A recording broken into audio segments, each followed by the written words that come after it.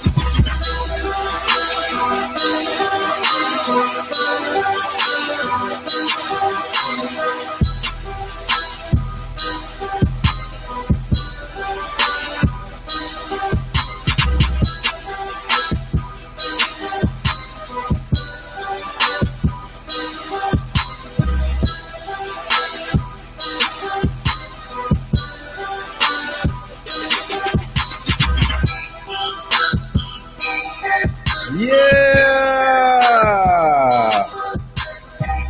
Yes, indeed. We are back. Hey, welcome to the program, ladies and gentlemen. This is Let's Go Live with Lamont King. I'm Lamont King, and we are now live. Let's go. Appreciate y'all, man. Good to see you. We made it. A whole nother one. We got a whole new week. Somebody gave us a whole new week, man. Said, have at it. Brand new. Start from scratch. Start fresh, if you will. Good to see y'all, man. This is what we do each and every Monday through Friday, Lord willing, 6 p.m. to 7 p.m. Eastern Time. Shout out to everybody watching right now on the West Coast and worldwide, even. Because it happens. It does happen. Broadcasting live from the newly remodeled Drunken Fruit Studios. I don't care if it is a closet. You still looking mad official. Thank you, Lord Jamar. I appreciate y'all. That's where we at. Where we are. This is it. All right. Shout out to our longest running sponsor, Drunken Fruit. For menu and pricing, please send an email to inquiries@drunkenfruit.com. That's how you get the more details for that. And also a return sponsor for the week. One of our previous sponsor was like, we got good, reception for being on your show that week. Oh, where'd it go? I hope I didn't delete it. I think I did. All right.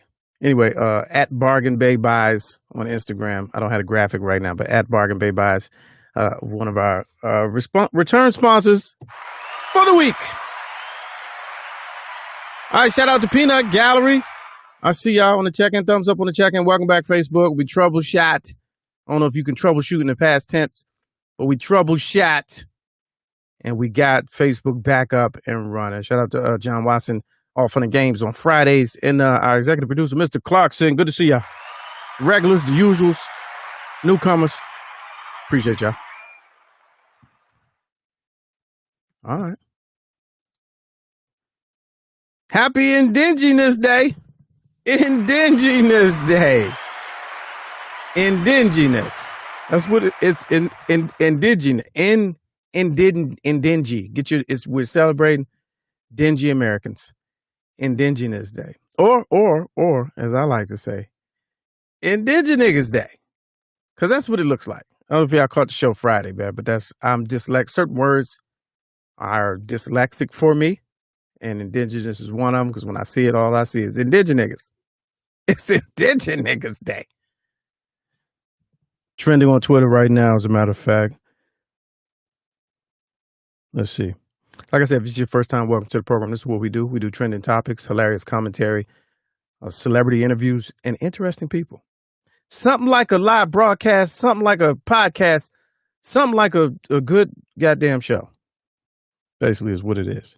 And if you see something, share something. That's the motto. Just bring one person. We don't need your whole timeline. Just bring one person. If you're on Twitch, start a raid, man. Raid the channel. You know what I mean? But yeah, so trending topic, Indigenous Peoples Day. Go check it out. You can learn a lot. So here's what I found from Ibram Kendi. I don't know what his background is, but it's from his profile. He looks smart. I guess smarter than the rest of us. So here are 5 ways. There's a guide that Smithsonian Magazine put out, and he added his little 5 ideas to guide your celebrations today. Didn't know they were doing celebrations, but hey, you live and you learn. This is new for a lot of people. Formerly Columbus Day. Several years actually, there was a push to start to. I remember it was a couple of years back to back where people didn't even like saying Columbus Day. And then a couple of years after that, it was like, yo, we should honor the first Americans. Then a couple of years after that, it was like, yo, Native American Monday.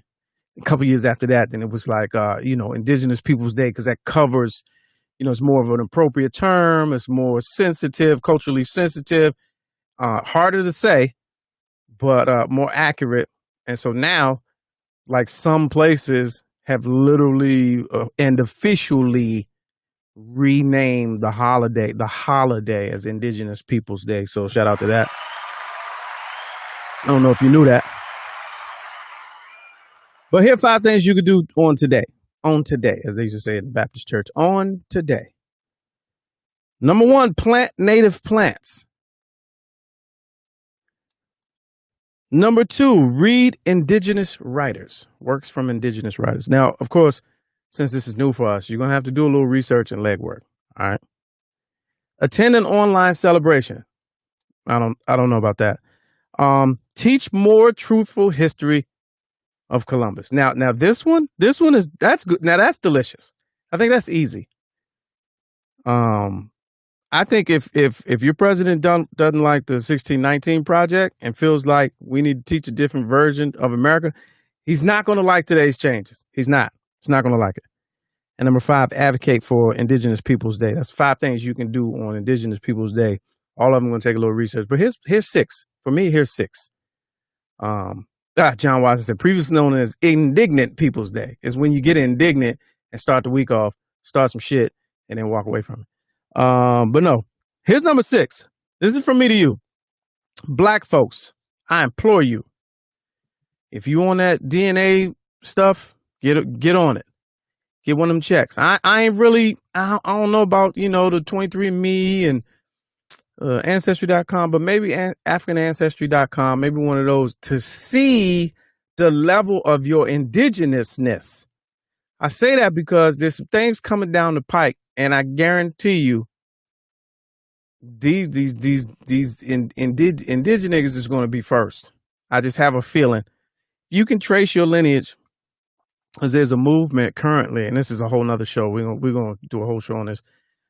Currently, people who think that the transatlantic slave trade happened in reverse. Okay, they believe that the way we learned it was opposite of the way it really was, and there were people here that were taken by the hundreds of thousands away, and that's why the population is diminished. Not only because of the robbing, raping, pillaging, and killing, but because they was removed and taken to Europe and the west coast of Africa. So they think they have shown evidence, and I always get these Twitter messages and the YouTube videos where they show the person's face and be like, well, look at this face. This face look like the same face of the people from the Southwest of the United States and not from Africa. You was here already, brother. So I say that to say, do your Googles and learn up a little bit on the Indigenous lineage. Because if you can tie your lineage to a group of people that's already here, I'm trying to tell you, man, there's some stuff under the radar. There's some loopholes. There's some benefits if you can trace your lineage to family that was already here. So that would be number 6. The 5 things you can do to celebrate Indigenous Niggas People's Day. That's number 6. All right. Do the research. Okay, Mr. Clarkson. He's doing the research for us. Here are some of the Indigenous writers to check out. Their first name, don't know it. That second name, don't know how to say it. The third name, Tommy Orange. Fourth name, David Truer. And Christiana Kakawila. Kakawilli.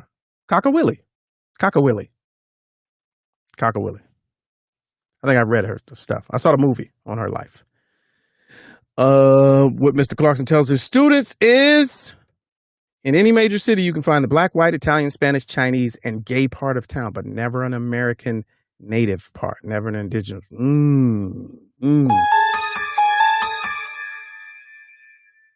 Yeah, that's unfortunate. And I know we just recently saw, the battle. They lost the battle at Standing Rock with the oil drilling and the fracking and all that. They go through so much. Shout out to the Seminoles and the people down in Florida and the people up in New England who have found a way to, maintain sovereignty and get that government check. Shout out to them. We all need to figure out how to do it. We're old. We're entitled. All right, so there goes that. Happy Indigenous. In your dinginess, you got to celebrate your dinginess. Because if you dingy, then, hey, you be you. All right, Laker fans, what up? Congratulations to the 2020 half-season Los Angeles Bubble Lakers. Asterisk in the history book. Shout out to them. LeBron with his 4th chip. An MVP. Asterisk. The trophy came with an asterisk on both of them. His legacy has, I don't care what y'all talk about. It's an asterisk. It wasn't a real season. That's me. I'm saying it. Sure, he's the greatest. It wasn't a real season, though. The conversation is coming up again. LeBron versus Jordan. Who's the best? Who's the greatest ever? I don't feel like it's a fair comparison. LeBron is an ultimate, great, all-around person phenom. Jordan, player only. That's it. Player only. So it's not a fair comparison. If you comparing player versus player, who got the stats? But then if you can do all the math and do all the stats or whatever, you can say the era of that era versus this era, and he wasn't playing with the same, and he played against different, and it's not as hard, and then LeBron went to three teams. You can do all that pontificating. Jordan player, but LeBron all around. LeBron has done more for the culture, more for humanity, more for the game, more for the sport. Jordan changed the game. LeBron took it to another level. Can we just leave it at that and not compare them? Because at 35, I don't know if how old was Jordan when he came to the Wizards? That's the question, Mr. Clarkson. How old was Jordan? Because at 35, 36, LeBron is juicing. Got to be juicing. He's operating at a high optimal level. And granted, he flops a lot. Granted, the league is not as abusive. However, from a physical standpoint and taking care of your body, they weren't doing that in the 80s and the 90s. They were not. They just weren't. Sorry. There were no 7-foot point guards.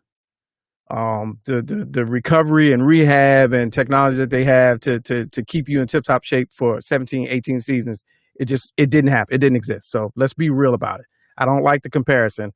However, LeBron is a phenom. And so let's leave it at that. So congrats. Okay. Jordan, here's the commentary. Jordan is the standard. LeBron is the great of his generation. Sure.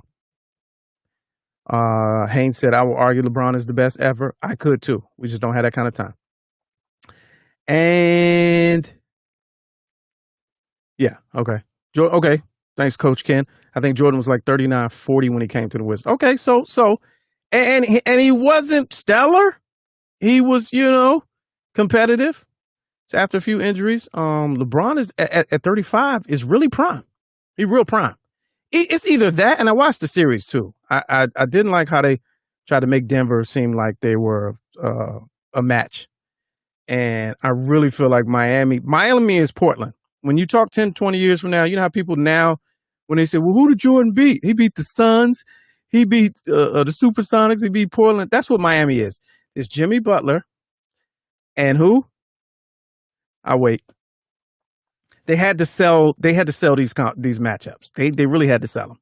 But you're not going to remember 10 years from now Duncan Robinson and Tyler Hero. It's not going to happen. It's the equivalent of what Clyde Drexler was. It's him and like 4 other players. So that being said, the matchup's questionable. You can argue all that all day long. But you also can argue that LeBron is the greatest ever. We're talking impact. We're talking, he made a statement after the game about social injustice. Come on, man.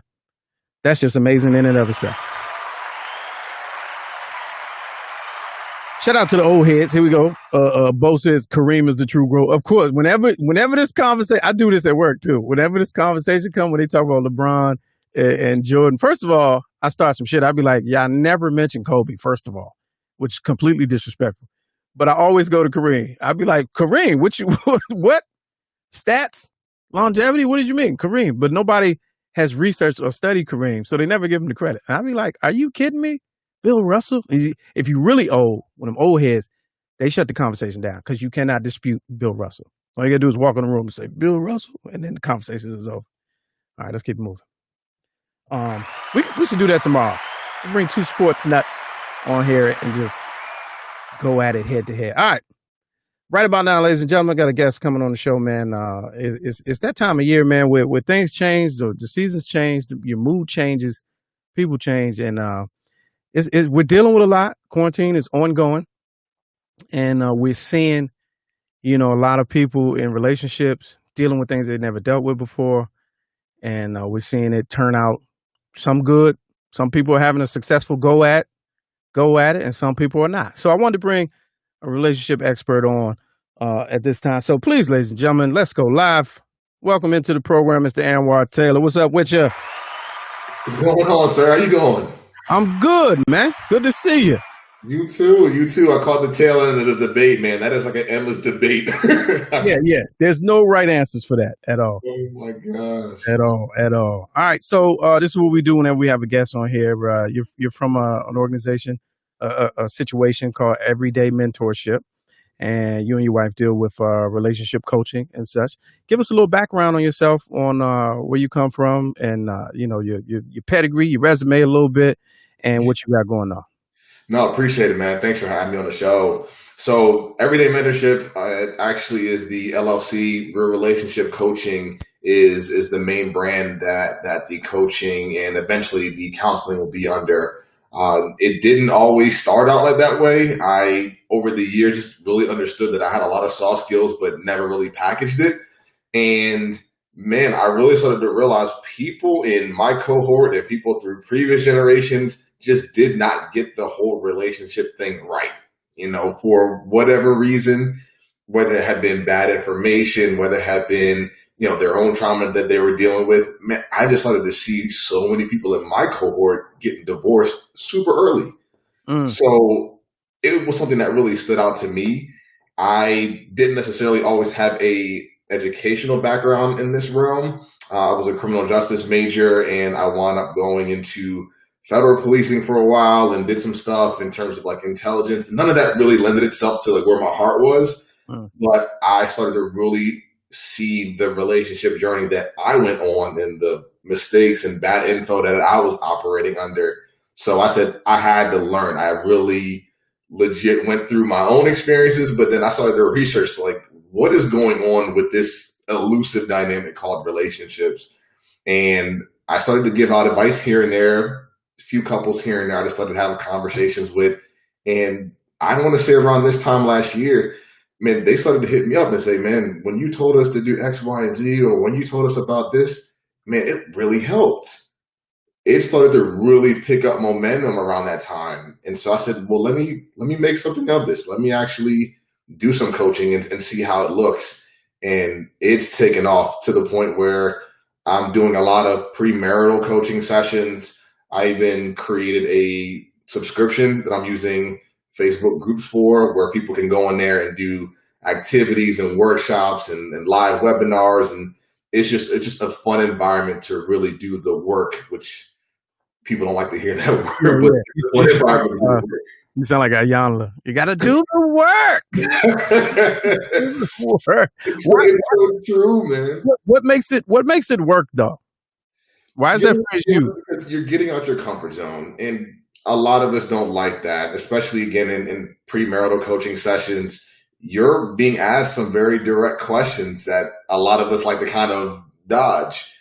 And so, you're talking about things that are uncomfortable for you in terms of, not just your preferences of how you were raised and what you want to see in the household, but what do you believe are the roles are going to be in the house? How do you feel about sex? How do you feel about all these different things that we kind of gloss over when we're dating, but you're forced to confront those issues? Mm. Do you feel like, do you believe in seasonal affective disorder? Oh man. I really would love for a therapist and a psychologist to really tackle that. My understanding of it is that, yes, we naturally want to be closer for that warmth, but it's also, we kind of go into the holiday season too. Some of the laughies I have, I know it happens. So let me ask you in a lighter way, a less clinical way. Do you believe that the mood swings and some of the challenges that we face in relationships can be seasonal or periodic? Yeah, the seasons do affect your moods. That's been, people's the dopamine levels tend to get higher, when you're out in the sunlight because of the vitamin D. Like that for sure is the case. But yeah, when it comes to the winter, man, people are again, people want to be cuddled up. People want that warmth, man. So that cupping season is real. It really is real. What have you seen so far? What types of things have you seen or experienced that the effect that COVID and the quarantine and being sick and shut in, for the lack of a better word, with your partner has done to couples? Yeah, so that's going to be a make or break, and I say that kind of in the same breath that we were talking about in terms of people being forced to face their issues. Mm-hmm. So with COVID, people are home, couples are in the house together. Maybe this is their first time cohabitating a workspace together, and so a lot of the issues that were going to maybe come up when they moved in together had just been fast forwarded, right? So you see the positive side of it, and you see the negative side. I'll start with the negative side. Negative side, unfortunately, is domestic abuse does go up during times of quarantine, times where people are in the house together. Unfortunately, that is statistically proven in that sense. Excuse me, sorry. But on the positive side, I have had more people approach premarital coaching and premarital sessions and all those kind of helping sessions during COVID than I've seen before. And it's because people are forced to face those issues. So they hit that fork in the road and say, I'm seeing all these issues. I'm either going to choose to tackle it head on, or, no pun intended, I'm going to tackle my partner. But you know what I mean? Like you're either going to do it well or you're going to do it poorly. And so it's eliminated that middle ground for a lot of people. Now, you said you kind of got into this by watching your peers and some of your own personal experiences. You're a reasonably young dude. How do you gauge, you're not 30 years in, you know what I mean? You're not 4 marriages in. How do you gauge your level of experience or anyone's experience with being successful inside of a relationship? Yeah, I honestly attribute to several things. One is that I've had a lot of mentors in my life. Honestly, I've had a lot of older male figures that have poured into me over the years. And so my foresight, if you can call it that, really came from their experiences, right? You know, the old adage about wisdom is learning from other people's experiences. I absolutely love just to be able to learn about other people's experiences. So that was something that lended itself. One of my friends from high school, he used to call me a serial monogamist. Okay. And it was because, you know, I always went from situationship to situationship. And it's just because I understood it's because of what I saw growing up in my household. But I went through a lot of those different turning points. And when I reached, I don't want to say 28, 29, maybe, I really looked back and said, what was the common themes for all those things? Like, what was I doing? What was I looking at? Why did all those fail? That lended itself. So there was just so many factors that played into it. So I think I was just a lot more introspective, I think, than maybe some of my peers, and it necessarily to boast, but I wanted to get it right. I saw my parents divorce. I saw friends that I went to high school with, you know, go through divorce and abuse. And in my mind, I'm like, no, I don't want that for myself. And how can I pay that forward, which has been done for me as far as like the coaching and counseling and all that? How can I pay that forward to people around me so they don't have to experience that? Now, in the age of social media, right? Everybody's a doctor. Like everybody has the cure all, and you know, we self-prescribe, we self-medicate, self-diagnose. I have a friend who he always talks about you know, dealing with varying levels of depression, right? And his answer to it is, but you know, it's me, so I can fix it. Where do you stand on that when you hear people, you know, take positions like that? Is like, the problems that I have, I can fix them. Only I can fix them because I know what they are. I know how I am. Do you think that's a viable workaround? That's going to be a negative. I think it was either Albert Einstein. Someone said you can't solve a problem with the same thought process that created it, and I take that personally because, again, it takes the experience of other people to really learn what you should and should not do, not just your own. And you have to change your thought process. And I've watched people go through depression and anxiety, and this notion that we can self-assess and we can self-heal. There wouldn't be an entire profession if that was the case. You know, so I can respect that somebody wants to take responsibility in terms of, hey, I have these issues. It's my responsibility to deal with them. However, it might not be your training or your expertise to do that. When let's say for Real Relationships Matter, and is Real Relationships Matter, that's the coaching sessions, or is Everyday Mentorship the coaching sessions? So Everyday Mentorship is just the LLC, and that's what I have the business holdings under. But Real Relationships Matter, yes, that's the coaching, that's the subscription service where people can go and get all the webinars and activities and things like that. If I'm in a situationship, right, and I'm having problems, let me reach out to Anwar over there at Real Relationships Matter and see what type of things could I expect? What type of programs or services do you provide specifically? Yeah, good question. Does it matter what type of problem I have, or does it matter, like, you know? It does. And I'm very real about what is my wheelhouse and what is not. Yeah. So if you are looking to, I'll give you a more sound scenario. If you are a couple that is looking to go the distance, you said, hey, look, I'm with my lady, or her sister that comes to me, hey, I'm with my guy. We want to go the distance, but we got some stuff that we're trying to figure out. Great. That's more than likely where I'll come into play. In those first sessions or two, I'm going to evaluate if there's deeper issues there. So if there's any kind of childhood trauma, if there's any kind of abuse or things that would take a psychologist or therapist to sort of unlock and unwind, then I'm going to refer them out for the meantime. But if it's things like communication, if it's things like, how to be able to plan out your relationship. Hey, where do we want to go? And things like conflict resolution, those things that we all hear about, but nobody really actually work to do. Yeah. Those are the kind of things that we'll really focus on. So I love to focus on the premarital couples, but I also work with, newlyweds. I work with dating and committed couples. That's the niche that I really love to hone in on. If you're messing with, so-and-so to the side and you just say, hey, look, I'm trying to figure out how to run game on her and her, I'm not your guy. That's going to be out of my wheelhouse.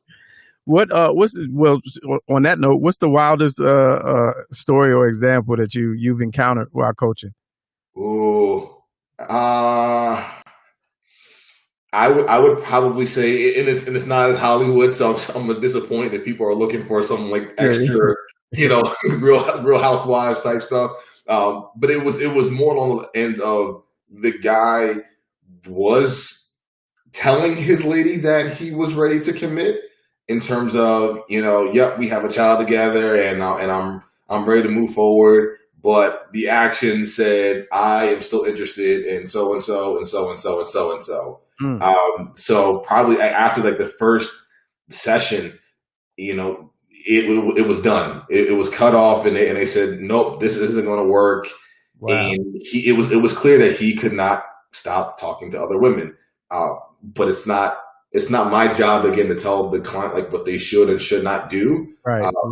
My job is to hold a mirror and to say, is this what you're saying that you want? Is this what's happening? If it's not, then you have a choice to make. So I said, not super wild, but that's real. That's real life, though. Have you ever had a client like get mad at you when once you held the mirror up? Like, I didn't pay for this. I didn't come for this. No. Honestly, people are judged enough, and I do everything with love and empathy. To be real, like I said, I'm going to be honest with you. I'm going to ask the right questions, but I'm not here to judge you. I'm not here to tell you your decision was terrible or wrong. I'm honestly here to help your relationship to be the healthiest it can be. And if the relationship is not healthy and it's not going in a healthy direction, I'm going to be honest and say, hey, you guys may want to reevaluate what's actually happening here. So yeah, it's rough. It can be rough, but I said, I do everything with compassion, man. Yeah. Nobody wants to feel beat up. That's real. Now with the subscription service and the webinars, what does that look like? So I become a patron or a member or whatever, and I have access to that 24/7, or are these live webinars or the one-on-one sessions? How does that work? Great question. So it'll be a combination of several things you just mentioned. We do weekly lives where you can do a Q&A. What's really cool is actually this week coming up, we have a guest presenter, and he is going to be teaching people how to be able to create a massage experience with their partner. Okay. So, yeah. So this isn't just all sitting behind a classroom and let's take notes. It's holistic and it's fun. So we have live sessions like that. We have different webinars, so it's all on demand. You can gain access to it 24/7. Each webinar usually comes with a quick worksheet that you can do afterwards. So again, a lot of it is focused on practical application. Doing the work. If we're talking about communication, I've got some questions that I'm highlighting in the webinar, and you can see it right there on that PDF, and it gives you and your partner a chance to do the PDF together and compare. So people have access to that, and then each membership gives folks a 15% discount on the coaching services. Okay. So membership pays. Yeah, there we go. All right, so as we wrap it up, what's that picture in the background? Is that the album cover or is that the book? Going platinum. Actually, I got space for my gold records. yeah. Like a this was actually the first photo shoot that I did for my launch in last November. It was actually on my 30th birthday. I used that to announce the whole real relationship coaching. Okay. So yeah. And it's got the QR codes down there. Got it. And all that. So. Yeah, I thought it was a book cover. I'm like, okay, bestseller. I see you. There will be a book coming at some point. I'm gonna want to putting a lot of the worksheets together, and it'll be an easy makeshift, so to speak, workbook for everyone to be able to use. All right. Well, there it is. Anwar Taylor from Everyday Mentorship. You can reach him at real_relationships_matter on IG, and realrelationshipsmatter.net on is the website. Let's pull that in real quick. I had it up just so people can get a quick visual. Hold on a second. Stand by. You about to see me pre weight loss and all that. Hey man. Oh, I ain't even. Is that you on the right there? No. No, it's not. So I just want to give people a visual so when they go, they know they're in the right place. Oh, there you go. Mm-hmm. All right. Okay. All right. Looking good. All right. So there it is. realrelationships.net. Y'all can check that out on your own time. Anwar Taylor, man, I appreciate you coming through, dropping by and shooting a gift with us a little bit. Yeah, man. Thanks for having me. I appreciate you. Yeah, absolutely. Anytime. All right. I'll holla. Take care. All right. There it is, y'all. realrelationshipsmatter.net. Because sometimes you never know. You know, everybody needs a little coaching, and we do black-owned business here. We do Bobo, black-owned, black-operated, so you know what the drill is. So hit them up. All right, let's get back to it. Let's see here. Oh, let me stop the share screen. It was something else I wanted to talk about with y'all too. Let's go to the peanut gallery. See what y'all talking about. Haynes, how do I feel about sex? Depends on where I stick it. Hey, I like it. John Watson said he's going to be a guest lecturer on that massage class. It's going to be hands-on. All right. There's that. Yeah. So yeah, man, Indigenous Day, Indiginiggas Day, and the Lakers, man. I saw some of y'all was really about to really go in with that. So I mean, let's refresh. Let me put that down. Let's refresh. The Michael Jordan LeBron debate, because a couple of things popped in my head since we were talking about it earlier too. Him switching teams, I don't trip off that because people kind of berated and lambasted KD for doing that. But I'm like this, and this is what made me think about bringing this topic back. I was for KD because, one, he's from Sea Pleasant, Maryland. That's the crib. One. Two, I'm in favor of the contemporary black athlete, right? Because the contemporary black athlete and the athlete that's been in these pro leagues within the last 15, 20 years has access, and their business IQ is higher. Their access to realizing their full potential as a commodity in these pro leagues and how much money they generate off their backs. I feel like this generation, above others, finally has an understanding of how much control they have. And so I appreciate that. So when I see KD like, all right, I don't want to be here no more. Matter of fact, I want to go play with a winning team. Matter of fact, I want to go play with a team that, that enjoys basketball as much as I do. I'm gone. I argue people down to the ground at work who was like, yeah, but they didn't do that back in the day, and he went with the team that he could never beat. None of that's relevant to me. First of all, they didn't do that back in the day because they didn't know that they could. There were a lot of things put in place, that held them as just talent. There's a book called $40 Million Slaves. Check it out. They were just thoroughbred racehorses. Wasn't until a generation later where the player started to realize his potential. I don't know why. I don't know who got in their ear. The game changed. Players union changed. Agents jumped in and was like, yo, they generating this amount of money. This is your real value. Blah, blah, blah. They're not going to care about you if you get hurt. Get yours. I'm not mad at that because the owners have the same mindset. And why is it that it's okay for the owners and everybody else to have that savage, cutthroat mindset, but we expect our players to be loyal and upstanding and take whatever's given to them? Nah, I don't buy that. So I rooted for Kevin from the moment. And plus, Russell Westbrook was a ball hog. So he like, all right, you talk slick in interviews. I've been here for 8 years. We could have won. I don't want to play here no more. I want to go play with a team that has a system that I fit well in, and that's where I want to go. Because you can.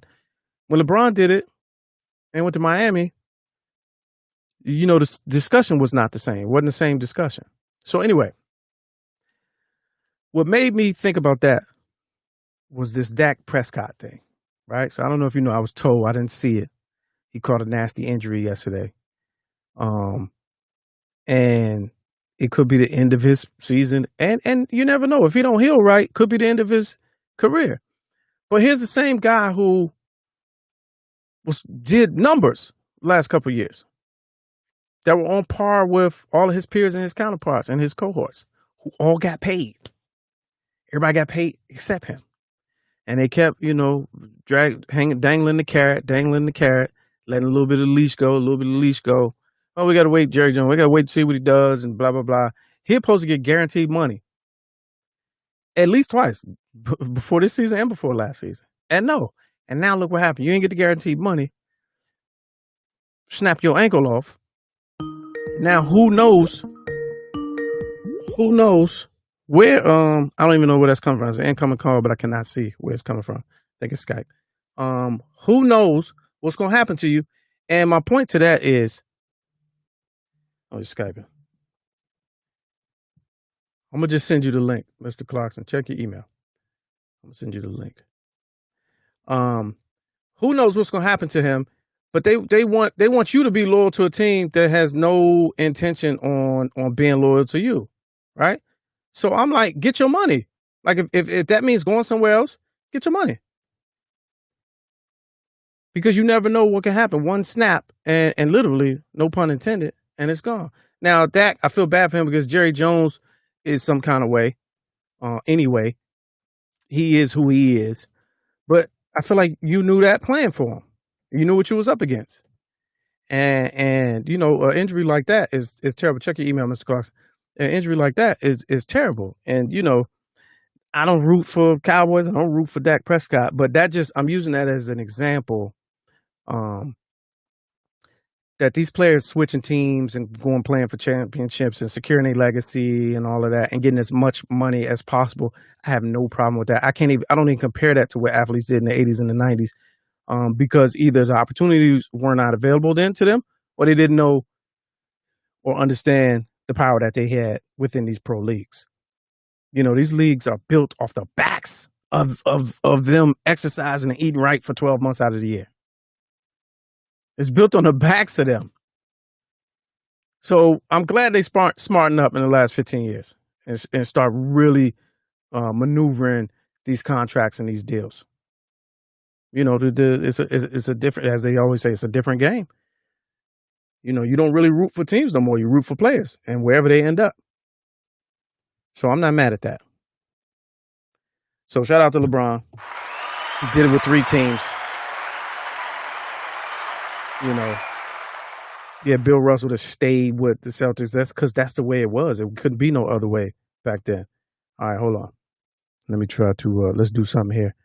See if I can get this right. Mr. Clarkson wanted to jump in. Give me 2 shakes. All right, I'm calling you now. This is live program, by the way. Oh, he says the link is not working. All right, check your Skype again. I'm calling you on the Skype. Connecting. All right, y'all stand by. Stand back and stand by. That went away from the news real fast, didn't it? Faster than the president's COVID. Just went away. You hear me? Like he never had it. All right, I'm calling you Skype. Maybe I gotta download and uninstall and all that because I had to do that. Oh, there we go. Mr. Clarkson, Hey, what's going on, bro? what's up? Let me end this Skype call. Hold on. Let me close that. All right, yeah. What's good with you? So, yeah, man, I appreciate you discussing the life and times of LeBron James. But I wanted to throw out a name that sometimes gets overlooked, and it's the legacy of Kirk Flood. A lot of African Americans don't know Kirk Flood, who is the father of why free agency does exist. Okay, break it down. That's what I need. That's what I need. Kirk Flood was a player for the St. Louis Cardinals. Was considered at one time the greatest center fielder to ever play the game. The Cardinals decided that what they were getting ready to do was that they were getting ready to trade him. And when they were getting ready to trade him, he said, "No, I'm not going because I know my personal value." And he had the backing of the MLB Players Union when a major vote came. But when he stood in front of everybody, sure enough, unfortunately, white folks got scared and the vote didn't go through inside of what is called the Players Clause. So because he was threatened so badly, he actually left the country. It went into two basically mediocre white folks jumped up and did the same thing that Kirk Flood did was when the free agency market did open up because he realized how much power the athlete has. And Muhammad Ali credits Kirk Flood for helping him become one of the first $1 million athletes. And when was that? What era was that? So we're talking about every little bit of like 1970s. So in December 24th, 1969 is when it's the first original letter goes out, and it's basically Floyd versus Coons, that's hilarious, who is the commissioner of Major League Baseball at this time. And he goes out of his way and says, "I know my value." And it almost goes as hard up to the Supreme Court. So in 1998, they passed something known as the Kirk Flood Act, which basically signs into law what is the power of what free agents can and cannot do. So for every LeBron James, Shaquille O'Neal, all these players who jump teams one right after another, let's not forget Karl Malone. Yes, if this would not have existed without one Kirk Flood. Oh, shout out to Kirk Flood. That's what's up. And unfortunately, though he was one of the best to ever do it, because of how they'll punish you posthumously, he's still not in the Hall of Fame. Was he any good though? Oh, he was amazing. He was considered one of the best center fielders to play for almost 8-9 years, but posthumously not in the Hall of Fame. Yeah, he's not on the tip of your tongue. He's not an everyday. You heard the player? Because I clearly have not. But let's go to the peanut gallery real quick. So Elliot, football fanatic, he says the NBA is different from the NFL though. In the NBA, your current team can pay you more, which is all true. My point is Dak could have gotten paid. He betted on himself, which people do when you're in that position. When your team ain't paying you, you got to take that risk. And it's in football, the risk more often than not is going to be injury to your physicality. Right. Well, you can roll a dice and be like, I lost money at the table. You roll your dice in football, you out of there, and you didn't get the money.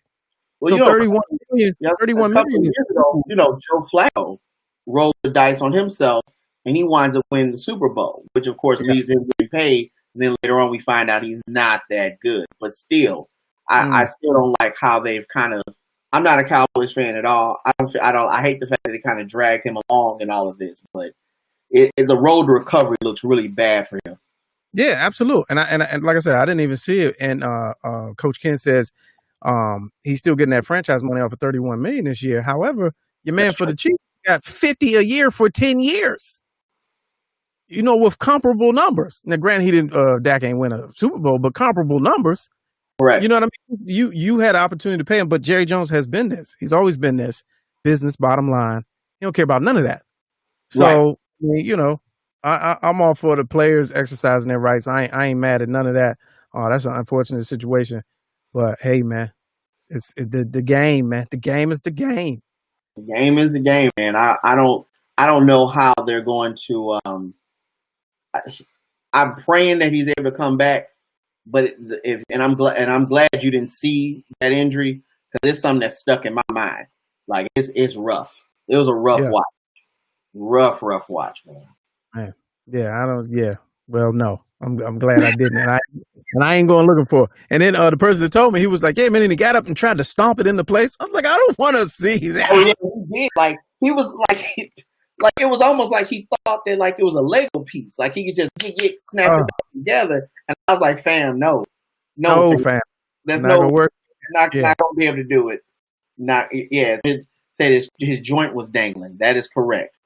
His joint was dangling. Yeah. Meanwhile, Alex Smith. Team Don put that up there. Yeah, that's worth it.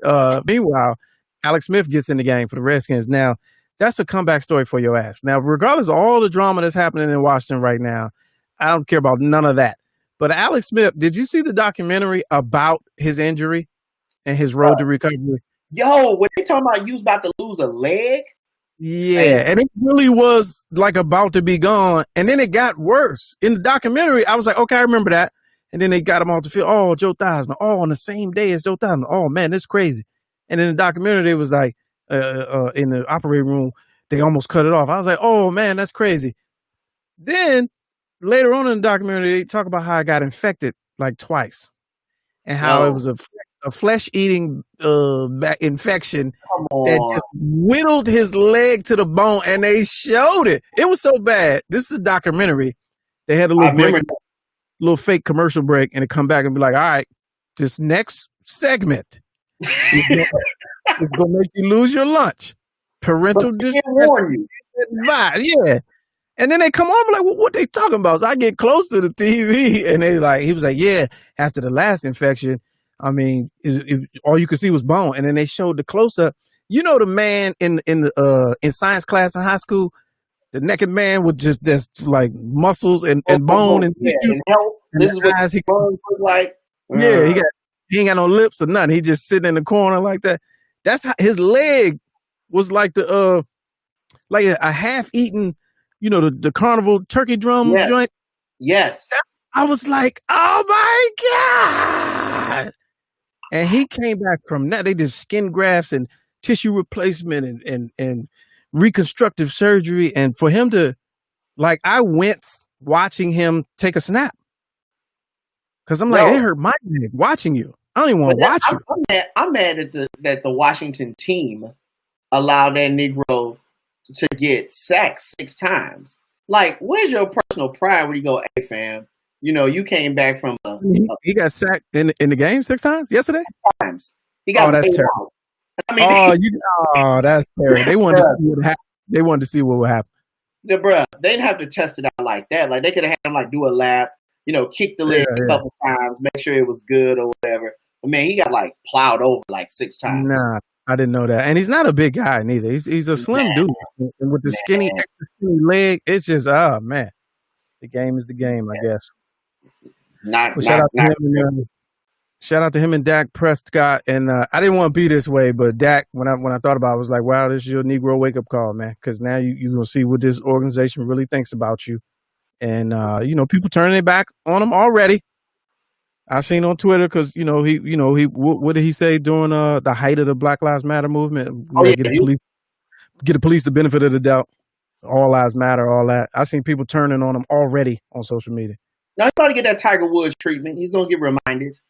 Because it's already looking bad for him. Because Andy Dalton's there, and they already rallying behind Andy Dalton. And the people that are other professors that I know, that are not, of course, not black. They are like, oh man, we'll be all right. We got Andy Dalton. That's when they do it anyway. I was like, already? Yeah. Already? Get a t-shirt gone and forgotten. They just keep it moving. They don't even care. Forever. As they hold up forever. Gone and forgotten. There it is. Mr. Clarkson loves Hillary on social media. History. Mr. Clarkson loves history. What I say, Hillary at first? You said loves Hillary. I was like, whoa. Yeah. Kamala. All right, Jack. All right, bro. Yeah. Man, wild news day, man. And it's only Monday. Look at that. You know what I mean? All right, ladies and gentlemen, you've been a treat. Super fun. We've reached the time of the show where we like to leave on a lesson, on a high note, if you will, and get a word from an elder in a segment I like to call Where is it? Hi, Dad. Happy everyday, brothers and sisters. This is Alpha Papa with today's reflections. Congratulations to the NBA. Congratulations to all the teams, the NBA administrators, the Disney World staff, and everyone else involved with the bubble events. There was no stoppage because of the coronavirus, no positive tests for the 100 plus days in the bubble. I repeat, none. Perhaps the U.S. government had any kind of plan, some of our loved ones would still be here today. We can make a change on November 3rd. Vote by any means necessary. By the way, Laker Nation is back after a 10-year drought. I have been a Laker fan since they were in Minneapolis when Elgin Baylor was playing. We went to the same high school in Washington, D.C., Spingarn High. Oh, not at the same time, though. Congratulations to the LA Lakers, 2020 NBA champions. Peace and blessings to all. Alpha Papa. All right, there it is. Congratulations to the Bubble Boys. The Bubble Boys with the asterisk. Y'all get an asterisk. I don't care what you say. You're going to have an asterisk by the name. Just like a strike season, shortened season. If I'm putting a book together, there's an asterisk in it. Goddamn. Bubble Boys, Lakers versus Jimmy Butler and the guys. Because I guarantee 2 years from now, you won't know who played on that team. Get out of here. Duncan Robinson is my favorite NBA player. All right. There it is, folks. We got quite a few interesting guests lined up this week. So I appreciate it on behalf of today's guest, Anwar Taylor, relationship, where to go? Matters.net. RealRelationshipsMatter.net. And also Mr. Clarkson, our executive producer. I appreciate you for jumping on the show. Unfortunately, on this holiday, Roland, Columbus took up your time. So we'll see y'all next time, man. Bring somebody with you tomorrow, 6 p.m. East Coast time. And hopefully we'll all be there as well. Y'all be safe, man. Don't do nothing crazy.